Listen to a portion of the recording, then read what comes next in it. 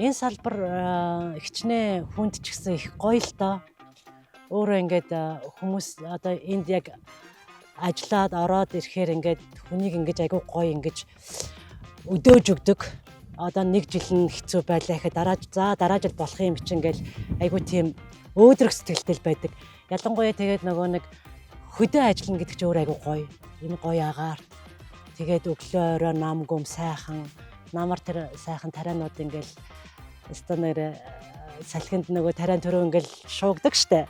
Тэр чимээнд би бол өөрөө айгүй дуртай. Ягаад гэхээр нөгөө багасаа аавгаа дагаж явж байсан болохоор ингээ миний чихэнд хоногшсон. Тэр үйл айгүй гоё байдаг л та.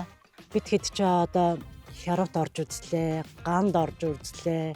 Их хэмжээний одоо нөгөө үерт бас урсгаж үзлээ.